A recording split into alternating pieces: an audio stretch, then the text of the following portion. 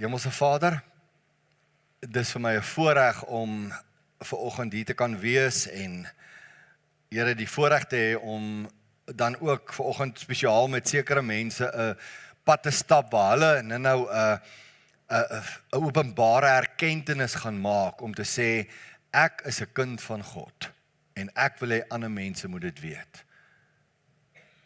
En ek wil kom bid, Vader, dat dit nie net by 'n geleentheid soos hierdie sal wees wat ons sal getuig oor wie en wat ons is en waarvoor ons staan nie, maar dieper as dit, Here, dat ons 'n lewe van getuienis sal lewe. Dat people kan weet, Here, dat ons u kinders is by die werk, in ons vriendekringe, oral waar ons is, of ons by 'n funksie is en of ons by 'n familiebyeenkoms is en of ons waar ook al is, dat mense altyd u in ons lewens kan raak sien. Dis tog waaroor dit gaan, en ons bid dat u ook vir ons sal seën. Die woord wat u op my hart gelê het, Vader, ek wil kom bid dat u my die ability sal gee om dit oor te dra na die beste van my vermoë in Jesus se naam. Amen.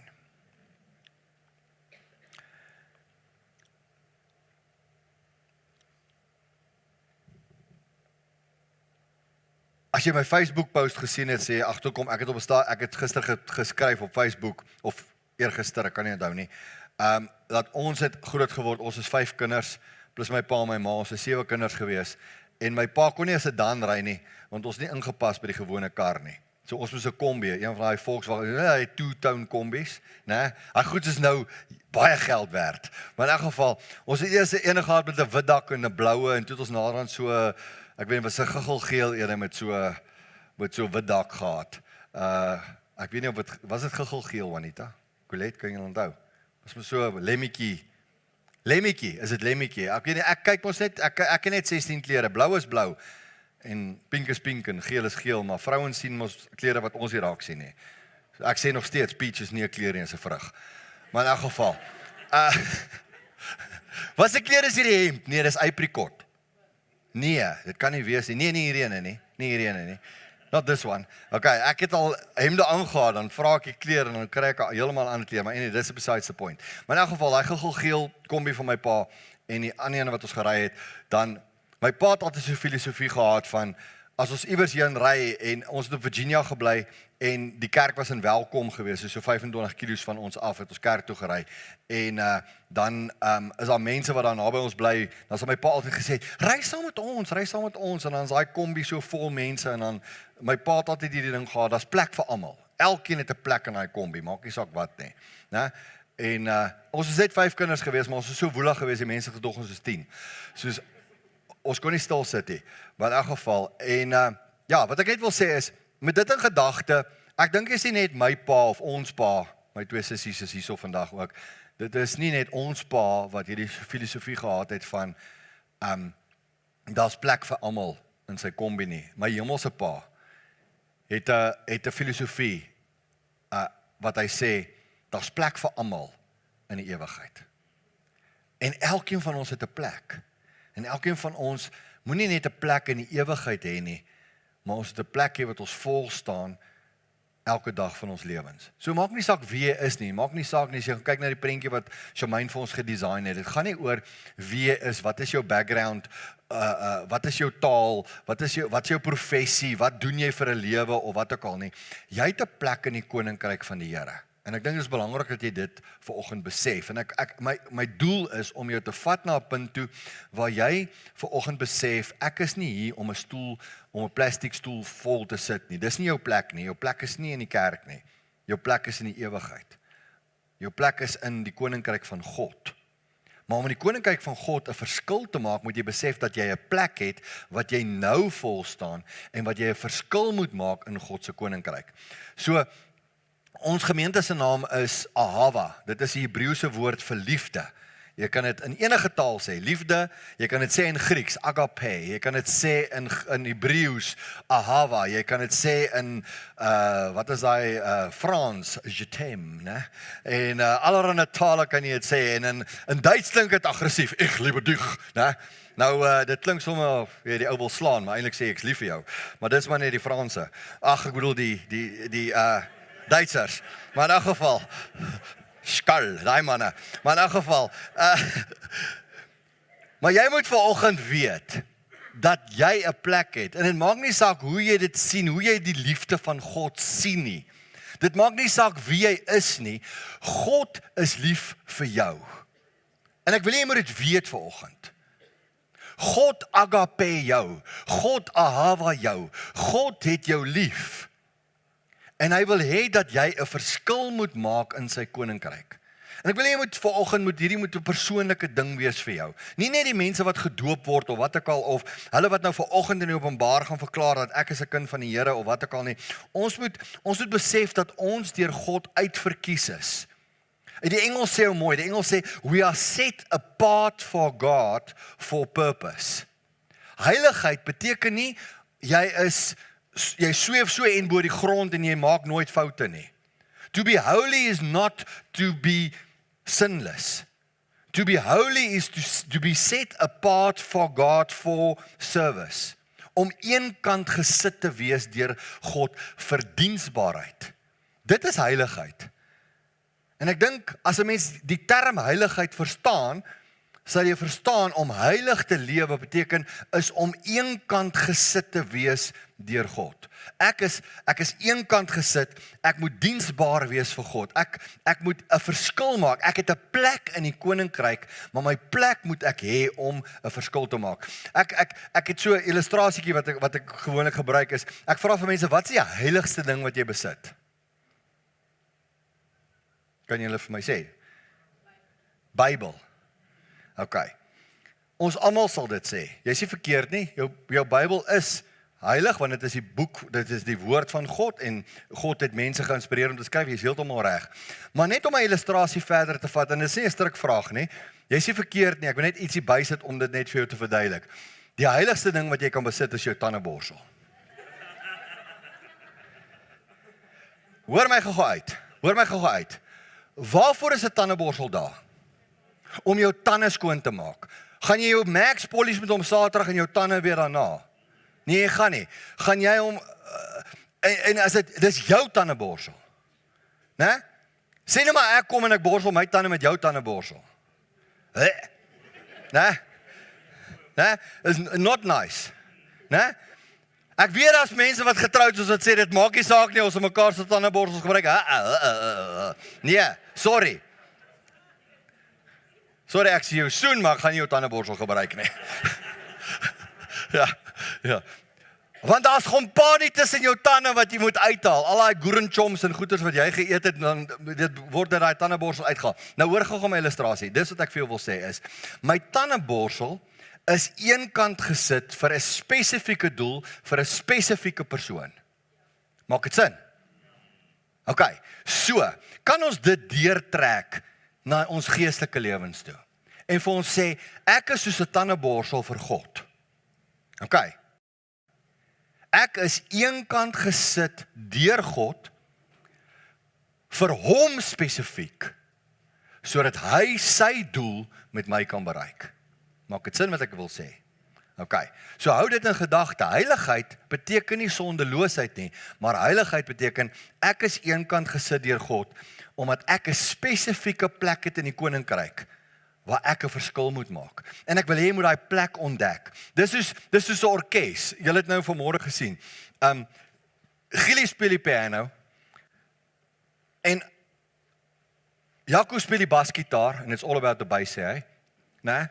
En JW speel op die akoestiese gitaar, Dean speel die drome. Partykeer het ons elektriese gitaar hier, so ons het female vocals en allerlei dinge, maar weet julle wat, né? As hulle elkeen op hulle eie tune is, dan gaan dit rof wees. Dis wel verskillende instrumente, maar is een melodie. En dan is dit goed vir die oor om dit te hoor. So, soos jy hierso sit, is jy 'n instrument vir God, jy's 'n instrument vir God, jy's 'n instrument, jy, elkeen van julle is 'n instrument vir God. Maar ons moet een melodie speel. En die melodie is, ons moet hom verheerlik. Jy sien, ek kan nie van tune af raak nie, want as ek van tune af raak, sê die Bybel vir my, as hy gebruik die liggaams, ons gaan nou daarby kom, hy gebruik die liggaam, the body of Christ, gebruik hy as 'n voorbeeld. En as die hele liggaam net een ding is, die hele lyf is net arm, dan gaan ons sukkel.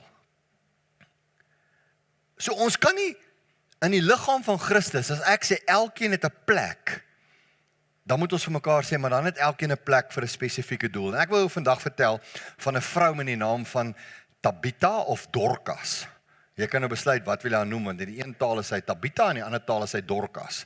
Okay, so, lees gou saam met my Handelinge 9, vers 36 tot 42. Hy sê, en in Joppe was daar 'n sekere disipelin met die naam van Tabitha, wat as dit vertaal word, beteken Dorcas. Sy was oorvloedig in goeie werke en almoese wat sy gedoen het. Okay. En in die dae het sy siek geword en gesterf. En hulle het haar gewas en in die boventrek neergelê.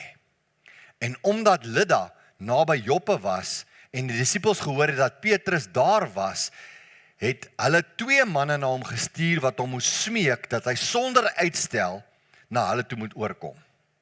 En Petrus het opgestaan en saam met hulle gegaan, en toe hy daar kom, bring hulle hom in die boventrek, en al die weduwees kom by hom staan, en ween en wys hom die onder- en boklere wat Dorcas alles gemaak het, toe sy nog by hulle was. En Petrus het almal buite toe gestuur, en neergekniel en gebid. En hy het hom na die liggaam gedraai en gesê, Tabitha, staan op. En sy het haar oë oopgemaak. En toe sy Petrus sien, het sy regop gesit. En hy gee haar sy hand en laat haar opstaan. Daarop roep hy die heiliges, die aan een kant gesit is, en die weduwees, en stel haar lewendig voor hulle. En dit het bekend geword in die hele Joppe, hoor gou hierso, en baie het in die Here geglo. Mooi storie, né? Maar 'n ware verhaal. En ek wil vandag vir jou sê, hierdie verhaal leer my iets baie, baie belangrik. Jy hoef nie 'n predikant te wees. Jy hoef nie 'n ouderling te wees. Jy hoef nie een of ander titel te hê wat mense jou toedig om 'n verskil te maak in die koninkryk van God nie. Jy moet net jy wees. Want God het jou gemaak en het vir jou 'n plek gegee. Kom ons vat gou Efesiërs 4 vers 11. Efesiërs 4 vers 11 sê, en hy het sommige gegee as apostels, ander as profete, ander as evangeliste, ander as herders en leraars. En dan kom hy by 'n doelwit, vers 12 sê, om die heiliges toe te rus vir hulle dienswerk tot opbouing van die liggaam van Christus, vers 13, totdat hulle almal kom tot die eenheid van die geloof en die kennis van die Seun van God, tot 'n volwasse man na die volle grootte van Christus. Volgende vers. Sodat ons nie meer rondgegooi word of rondgeslinger word deur elke wind van lering, deur sleeheid en om ons tot dwaling te bring nie. Okay.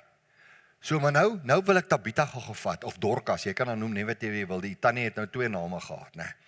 Maar ek wil gou sê, as ons nou vir tannie Dorcas vat, en ons meet haar nou, sê jy dink sy was 'n apostel, 'n profeet, 'n evangelis, 'n herder of 'n leraar? Nie een nie. Daniel is 'n ouderling, hy sê nie een nie. Ek gaan niemand op die spot sit nie.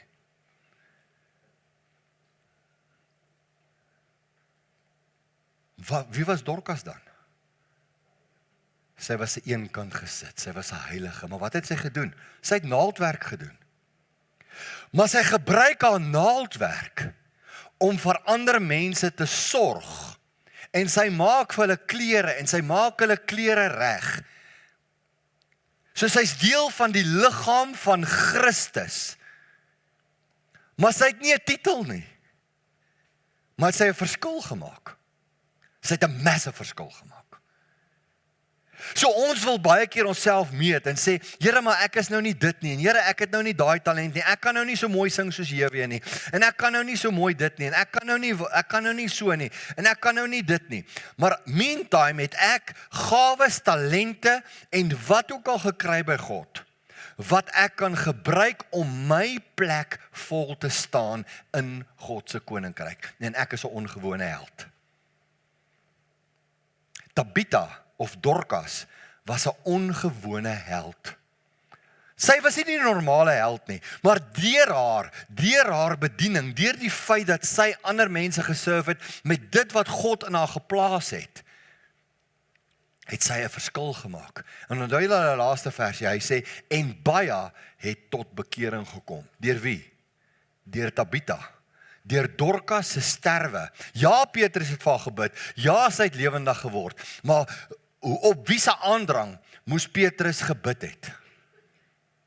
Op die aandrang van die weduwees en hulle wat geserve was deur haar binnekring, haar omgee-groep, het gesê, Petrus, jy moet kom. Hulle care group, ek het nou iets geleer vandag. Okay. Die care group het gesê, roep vir Petrus en hy is die care bear, né? Laat hy kom bid, want dis waarvoor die Here hom gebruik het. Maar Tabitha het heeltemal op 'n ander manier het God haar gebruik, en sy is hierdie ongewone held, en die hele dorp kom tot bekering ontrent, as gevolg van wat? As gevolg van haar, en dit wat sy gedoen het. Ongewone held. Hierdie Tabitha het 'n verskil gemaak in mense se lewens. En sy was nie 'n dominee nie. Sy was nie 'n omgee-groep leier nie. Sy was nie 'n een of ander iets wat ons dink wat jy moet wees voor jy 'n verskil kan maak nie. Sy's net 'n gewone mens wat 'n gewone talent gekry het. So my vraag is, wat het jy? Wat het jy om te gee? What do you have to give? Wat kan jy vandag present? En vir Here sê, Here, ek kan dit doen. Ek kan hierdie verskil maak. Dis soos wanneer daar my pa was 'n meganiese ingenieur en hy was baie meganies. Ek het niks van dit gekry nie. Salome sê altyd my man is nie handyman nie. Dis okay. Ek kan ander goed doen. Maar ek weet my pa het baie gesukkel met hierdie groot masjiene onder in die myn. En dan breek die goed, en partykeer sal my pa kom, en dan het hulle dae spandeer om 'n masjien reg te maak, en dan sal hy sê, op die einde van die dag was dit iets, wat hulle nie gedink het nie, of hulle, wat ook al. Maar ek het al gesien hoe staan 'n hele masjien, staan oor een skroef, of een boutjie wat nie reg is nie, of een plekkie waar hy lek, of een, wat ook al. So hierdie een skroefie, hierdie een boutjie, hierdie een dingetjie kan 'n masjien laat loop. En jy's daai boutjie. Jy's daai moertjie, jy's daai skroefie. Jy's daai bietjie olie wat hy kort. Jy's daai ding wat die ding in die ratte moet sit. En as ek nie daar is nie, is die liggaam onvolmaak. As ek nie daar is om my deel te doen nie, kan 'n Hawa nie sy doel bereik nie, want jy is deel van 'n Hawa. Jy moet 'n verskil maak. En as hierdie nie jou kerk is nie, gaan na jou gemeente toe, gaan maak 'n verskil by jou gemeente. Want hulle het jou net so nodig daar. Jy's die ongewone held. Ek wil net vir jou 'n bietjie ondersteunende skrif gee. Ondersteunende skrif, die liggaamsbeeld in 1 Korintiërs 12. Gaan kyk bietjie na 1 Korintiërs 12. Ek het so vinnig daarna verwys. Julle almal ken 1 Korintiërs 12. Hy praat daar van die liggaamsbeeld. Hy sê elke lid maak 'n verskil. Ek het al vir die Here gesê, regtig, ek het dit al gebid. Ek het vir die Here gesê, Here, as ek die linker toon, die linker klein toentjie se naal is in u liggaam, wil ek die beste linker klein toentjie naal wees wat daar kan wees. Want ek moet my beste doen vir die liggaam. Maar sonder die linker toon of die linkervoet se klein toentjie se naal is die liggaam onvolmaak. En God se liggaam kan nie onvolmaak wees nie. So ek moet my deel doen. Elkeen het 'n plek en jy moet jou plek ontdek. Jy moet weet waar gaan jy inpas. Die liggaam is so belangrik. Hy sê vir ons, daar's 'n verskeidenheid van liggaamsdele. Daar's 'n verskeidenheid van genadegawes, maar dis dieselfde Gees. Daar's 'n verskeidenheid van bedieninge waarin jy kan gaan dien deur dieselfde Heilige Gees, maar dit is alles vir dieselfde Here. Daar's 'n verskeidenheid van werkinge, maniere om dit te doen, maar dis alles tot dieselfde God wat alles en almal werk. So maak nie saak in watter genadegawe jy het nie. Dit maak nie saak hoe jy daai genadegawe in watter bediening gebruik nie. Dit maak ook nie saak in die bediening self wat jy is, watter manier of werksmetode jy gebruik nie. Dis alles tot eer van God. Dis wat die Bybel sê. En ek dink ons moet op 'n punt kom dat ons dit begin glo en sê, Marius, maar dan is ons baie sterker as ons dink, want dis nie net een of twee ouens wat die ding dan kan doen nie. Ons almal is deel daarvan.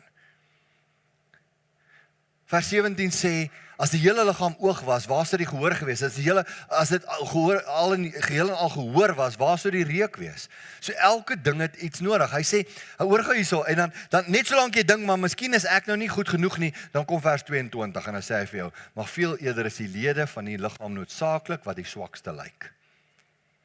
Ek kon onthou dat ek al so gebed het. Ek het eendag gebid, toe sê ek, Here, ek weet nie, as ek myself vergelyk met ander manne wat gemeenteleiers is, en ek vergelyk my met mense oor die wêreld wat doen wat ek doen, dan dink ek nie ek hoort waar ek is nie. Ek kan nie doen wat ek doen nie. Ek het dit al vir die Here gesê. Daar's mense wat dit baie beter as ek kan doen. Toe gee die Here vir my woord, hy sê ek het die swakkes geroep om die sterkes te beskaam. Toe sê ek, dankie Here, dan sal ek swak wees. Maar ek wil swak in U wees. Die liggaamsbeeld vra vanoggend vir jou, waar pas jy in? As jy daai vraag vanoggend kan antwoord, jy moet vanoggend vir jouself sê, waar in die liggaam pas ek in? As ek dan nou wat ook al is, waar pas ek in en wat moet ek doen? Waar pas ek in? Die volgende is die talent van die gelykenisse. Die gelykenis van die talente, ekskuus, nou het ek hom anders daarom gesê. Die talentgelykenis. Matteus 25 vers 14 tot 30 het ons hierdie gelykenis waar die gewer van die talente vir verskillende mense verskillende gawes gee. Hy gee vir die een 5 talente, die ander een 2 talente, die ander een kry net 1 talent. En hoe hulle daarmee operate is verskillend. Die een wat die 5 het, hy gaan maak 'n 10 en die ander een wat dit 2 het, hy maak 'n 4 en die ou wat 1 het besluit ek gaan dit nie eens gebruik nie. I'm not going to use it or lose it, né? En daar lose hy dit. Jy sien, God gee talente, maar ek moet nie hier sit en my talente met jou vergelyk en jy moet nie jou talente met my vergelyk nie. Die vraag is wat die talent gelykenis my leer is, elkeen het plek, elkeen het talente gekry, maar hoe apply ek dit? Hoe apply ek my talent? Nee, dit gaan nie oor, Marius, ja, jy het 'n groot bek, jy praat baie maklik voor mense, so gou jy vir dit, nie? Dit gaan nie daaroor nie, dit is miskien myne, maar wat is joune? Ek het baie ander talente as dit ook. Maar ek moet dit vir die Here gee. God verwag nie dieselfde van almal nie, maar hy verwag getrouheid. Dis wat hierdie gelykenis vir my wys. Jy word ook nie gemeet aan ander mense se gawes nie. Jy word gemeet aan jou gawes. So dis die vraag wat ek vir myself moet vra. Talente vra nie waar pas jy in nie, maar hy vra wat het jy? Jy sien, hierdie vraag begin nou 'n bietjie jou hart te raak. Wat het ek? En jy moet gaan stil sit en dink, Here, wat het ek om te gee?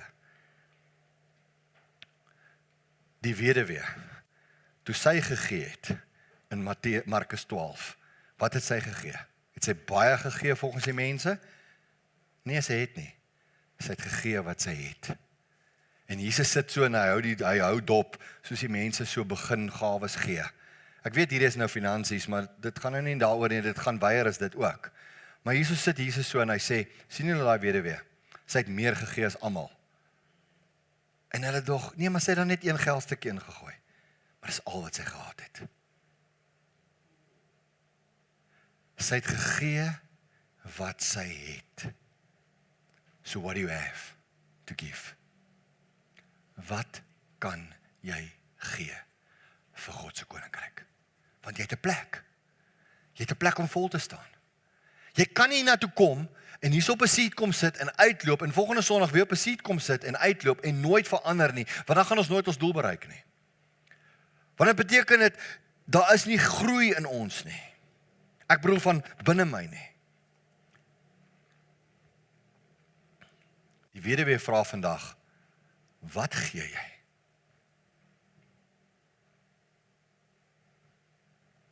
En dis 'n vraag wat ek en jy moet antwoord. Partykeer kyk mense verby jou gawe, hulle dink nie is goed genoeg nie. Dink aan Dawid. Het jy al ooit gedink aan Dawid? Dawid se pa kry die nuus, een van jou seuns gaan 'n koning word. Ek gaan hom kom salf. Hier kom Samuel, die profeet kom en hy gaan nou een van die seuns gaan hy salf as koning. Kan jy imagine, jou pa roep al die seuns die oggend bymekaar en sê, Samuel kom vandag hier na toe na ons plaas toe. Hy gaan iemand kom seën as koning. Dawid, vat jy die skape move. Gaan pas die skape op. Dis nie jy nie. Dink aan daai verwerping. Dink, sy pa het nie eens gedink hy's goed genoeg nie. Wow. Dan gaan Dawid met die skaapie. Hallo op hulle. Kom Fluffy, ons moet loop.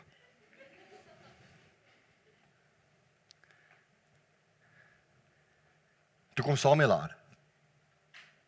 En Samuel, die Here sê vir Samuel, nie hy nie.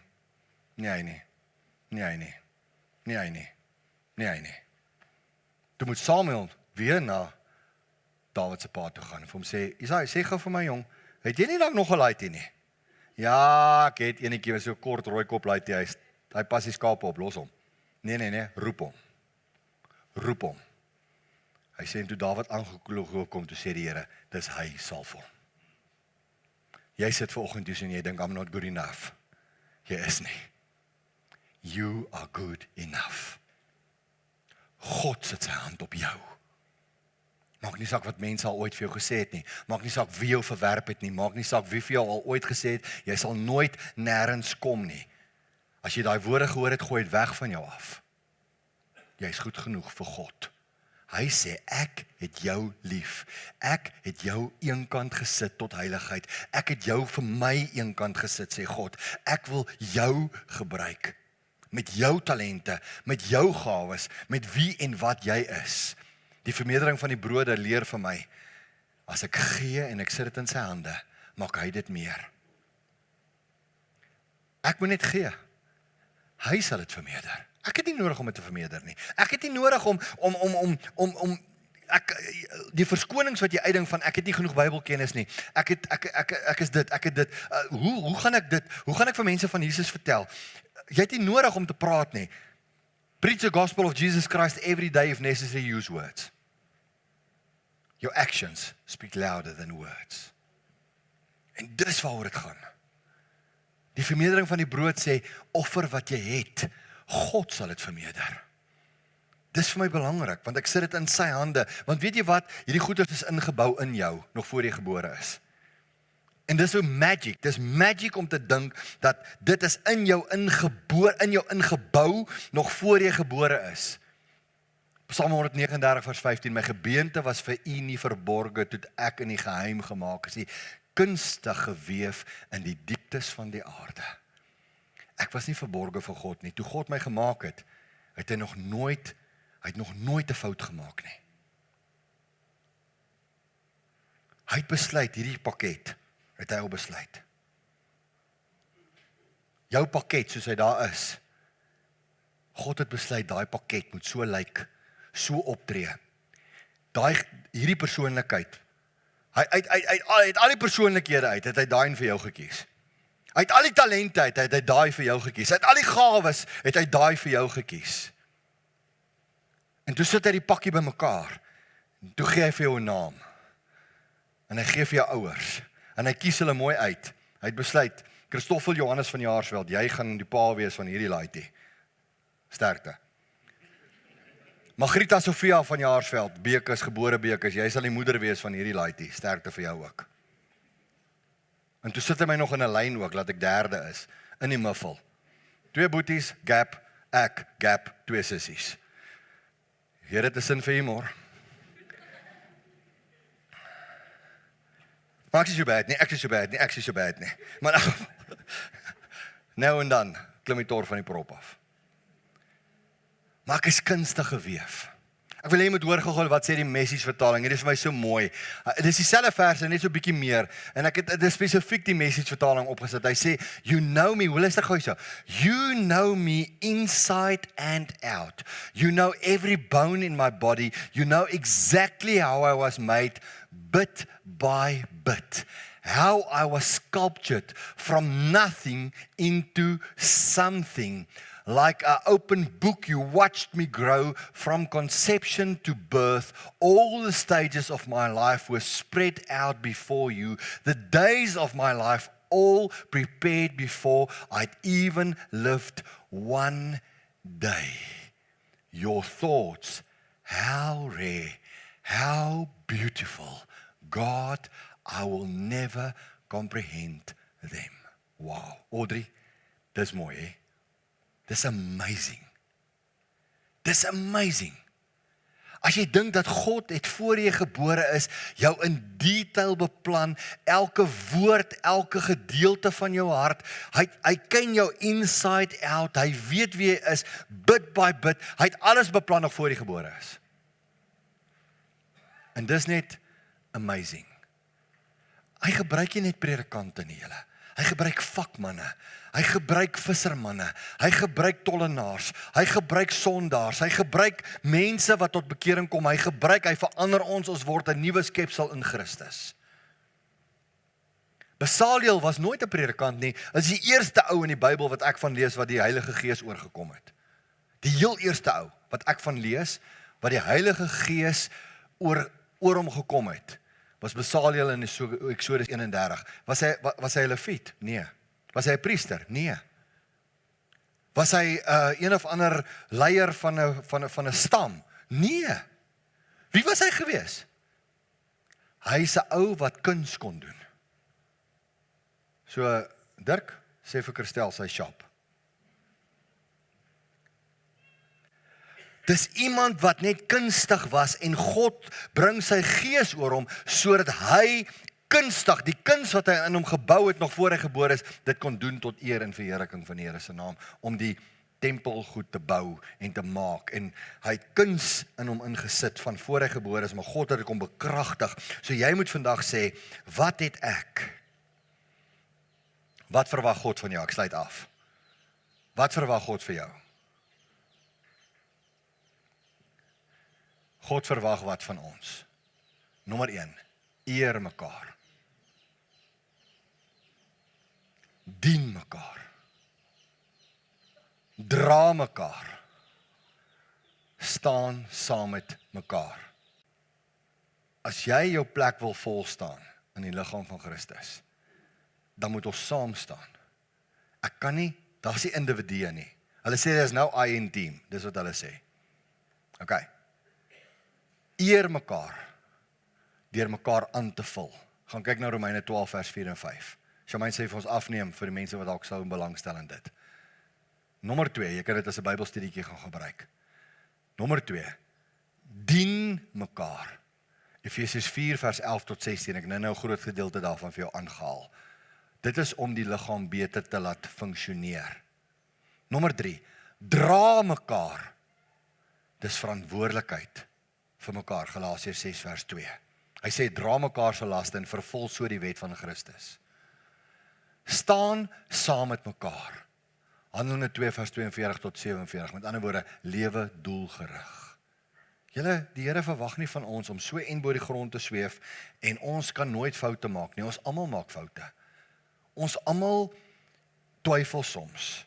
Ons almal het sekere goeders wat ons beter kan doen. Maar begin by klein goedjies. Moenie net 'n sitplek vol sit nie. Maar vat 'n bediening op. Begin betrokke te raak by 'n bediening. Begin jou eie bediening. Vra vir die Here, Here, wat het ek? Wat het U in my ingebou?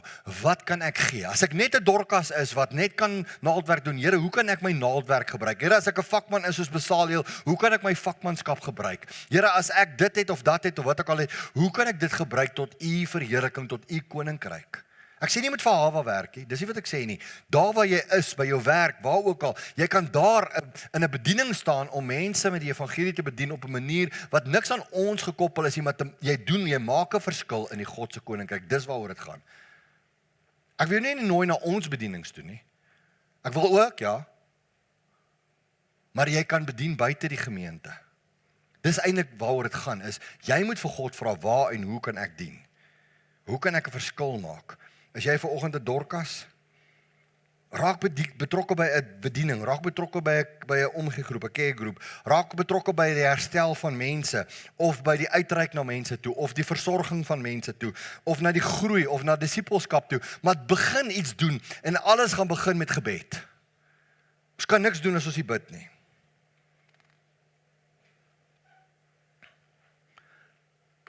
Rian, gaan jy gemaklik voel om iets te deel met hulle? Kom. Sorry, ek sit hierdie man nou op 'n lelike spot hierso. Ek dink hy het iets om te sê. Ja. Sorry. Nee, is nie 'n probleem nie. As jy omgee nie, gaan ek dit maar half, ek het dit neergeskryf en ek gaan dit lees. Dis reg. Ek praat nie graag voor mense al van skooltyd af nie. Goeiemôre almal. Ek het laas jaar, of laat ek so begin, verskoon asseblief dat ek die getuienis lees. Ek kon van skool af nog nooit gemaklik vir mense praat nie. Vandag wil ek iets diep met my hart, uit my hart uit met julle deel en vir God al die eer gee. Ek het so 5 maande terug het ek opgehou drink. En dit is 'n groot ding wat in my lewe gebeur het. Maar 7 dae terug het daar iets groter gebeur en ek het nie geweet om wat se rigting om in te beweeg nie. In November het ek opgehou drink en kort daarna het iets in my begin verander. Dinge wat lankal deel van my lewe was, my gesin, oomblikke, werklikheid self het ek eers regtig begin raak sien. Ek het besef hoe ek as gevolg van my drank nie werklik teenwoordig was nie. Dit het my diep getref. In dieselfde tyd het ek verskeie dinge begin agterkom. Onder andere, my spraak, my geheue, my kalibrasie was uit. Dit het gevoel asof dinge nie net meer in lyn was nie, asof my ligtyd besig was om uit te hardloop. Ek het dokter gaan sien, allerhande bloedtoetse gedoen en gelukkig het dit in my guns teruggekom. Maandag, wat verby is, hierdie maandag, het ek egter 'n episode gehad waar ek nie duidelik kon praat nie. En daardie aand is ek in die noodafdeling van die hospitaal opgeneem. Dit was baie vreesaanjaende tyd in my lewe. Ek was bang vir my gesondheid, maar nog meer vir die toekoms en wat dit vir my gesin sonder my sou inhou.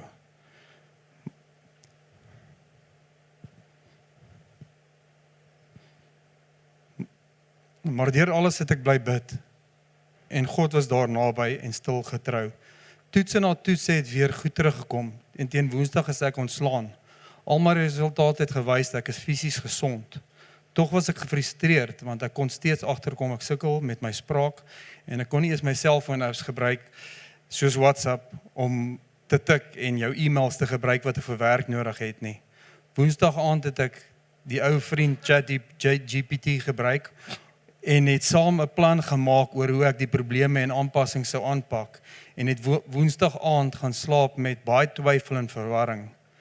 Maar donderdagoggend het alles verander. Ek het donderdagoggend vars gevoel, ek het gebid, woord gelees en toe besluit om eenvoudig die planne wat ek die vorige aand gemaak het toe te pas. Tot my verbasing was die planne nie nodig nie. God se wonderwerk.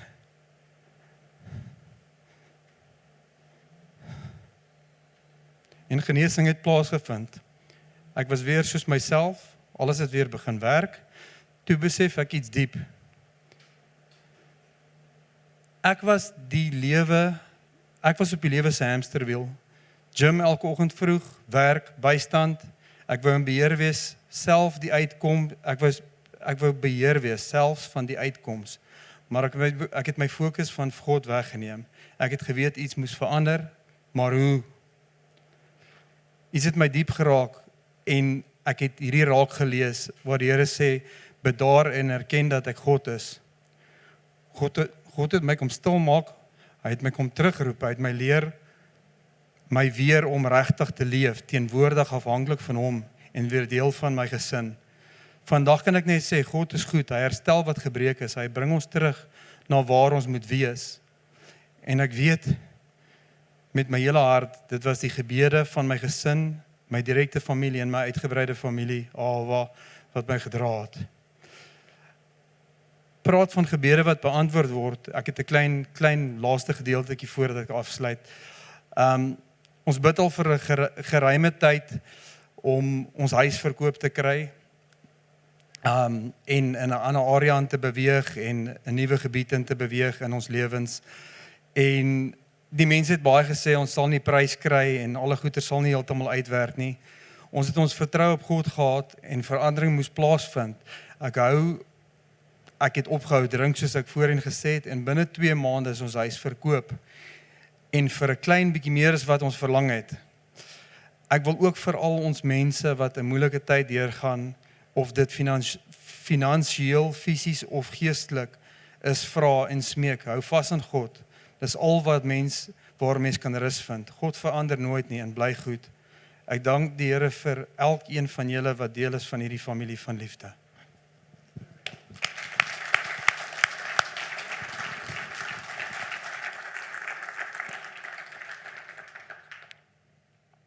Elkeen het 'n plek. Vir 'n ou wat nie voor mense kan praat nie, het hy damn goed gedoen. Vir 'n ou wat nie voor mense praat nie, om op te kom en hier te kom staan, is seker een van die most scarieste goeders wat jy kan doen, Rian, en jy het vandag ek kan net eintlik my bek hou, want jy het my preek gepreek. Elkeen het 'n plek. En dit wat God vir jou gedoen het, vir jou gesin gedoen het, nou al vir 'n geruime tyd, hoe jy gevorder het, die besluite wat jy vir jou en kinders geneem het, die besluit wat jy vir Tanya geneem het, daai goeders is vir my 'n aansporing. En ek wil regtig 'n blessing oor julle bid vandag, dat die Here julle sal seën en dat dit die einde is van daai goeders. Hy het vir my donderdagoggend gesê, woensdag wil hy tik, maar hy kan nie tik op sy foon nie. Alles kom de mekaar uit. Hy tik, die letters maak glad nie sin nie. En donderdagoggend toe tik hy 'n hond uit die bos uit. So woensdagnag het God by jou kom stil staan en 'n groot wonderwerk gedoen. En in alle eer aan hom.